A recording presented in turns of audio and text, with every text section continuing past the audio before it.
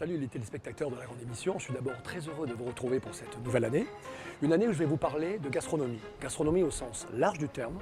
Et pour commencer, eh bien, je vais vous emmener dans un restaurant qui a été un de mes coups de cœur de cette année.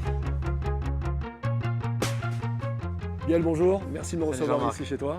Ça me fait plaisir, moi aussi. Devant ton bon restaurant, avec cette belle terrasse. Merci. Alors j'avais dit de toi que tu étais un chef talentueux évidemment, généreux et que ta cuisine était pleine de valeurs. Ça te ressemblait vraiment. Est-ce que tu peux nous l'expliquer? C'est les valeurs qui me correspondent à moi. C'est comme ça que j'ai été élevé. La générosité, donner, partager. Et c'est tout ce qui ressemble à la restauration pour moi. C'est le partage, recevoir les gens, communiquer avec eux. Et maintenant, je leur donne tout ce que moi je sais. Je le donne dans l'assiette. Parle-nous de ta cuisine justement, de tes inspirations. Nous, c'est pas compliqué.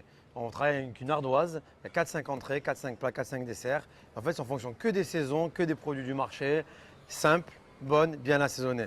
Et après, ça change toutes les semaines, on évolue comme ça. Et quel type de cuisine on trouve chez toi? Donne-nous quelques plats comme ça pour nous faire ça. Là, par exemple, on est en plein, voilà, il y a la tomate, il fait chaud, il faut manger une belle tomate. La burrata, on est à côté de l'Italie, on a une belle burrata. Je mets quelques fraises dessus, je râpe un peu un citron vert pour donner un peu ce côté un peu acidulé. Une belle chips de pain pour apporter un croquant.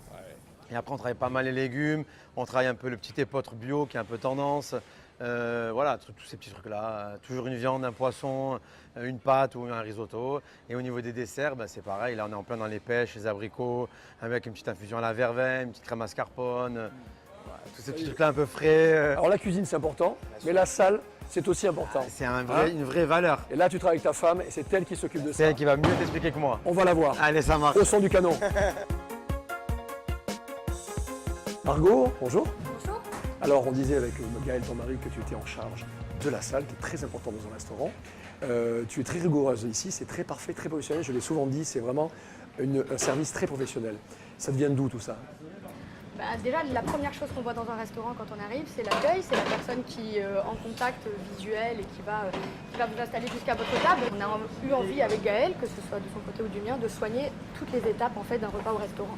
Donc ma rigueur, elle vient des hôtels étoilés où j'ai travaillé, dans différents services, pas forcément que en salle, et notamment le dernier au Métropole où j'étais auprès du chef Christophe Cussac pour le restaurant Joël Robuchon, et qui lui, évidemment, m'a inculqué énormément de rigueur. J'imagine. Voilà. Alors ici aussi, la déco, c'est toi qui t'en charge. Tu as voulu ici retrouver un petit peu une ambiance qui te plaît, de maison de famille. Et donc tu changes souvent de décoration, c'est ça? L'idée, c'était vraiment de nous accueillir, d'accueillir les clients chez nous, comme si c'était notre salon dans lequel on aurait chiné des petits objets à droite à gauche, au gré des voyages ou au gré des saisons. Donc la décoration change environ tous les 2 mois, avec les petits objets, je vous dis, qu'on trouve de nos voyages. En haut, par exemple, en ce moment, c'est la décoration Mama Africa. Il y a des objets qu'on a ramenés de Marrakech, des objets qu'on nous a offerts. Voilà, donc on trouve, sentir bien, voilà, bien chez toi et que les gens se sentent bien chez eux. Que ce soit cosy, des petites lumières, un peu tamisées, voilà, comme dans un salon. Alors un bon service, un bon accueil, très bon chef en cuisine, tous les ingrédients pour faire un bon restaurant. Venez ici, Le Panier, 5 rue Barillerie, dans le Vieux-Nice. Moi maintenant, j'ai du boulot. Alors, on y va? Allez. Il mouille la chemise, la toque même, Jean-Marc Nobilet cette année, qui va vous faire découvrir, je le disais, des restaurants, des chefs, des plats. Bref, on va se régaler avec lui, du magazine Couleur Nice, bien sûr. Il est toujours avec nous. Il fait partie de l'aventure, Jean-Marc, et on le retrouvera régulièrement, le samedi d'ailleurs, dans la grande émission.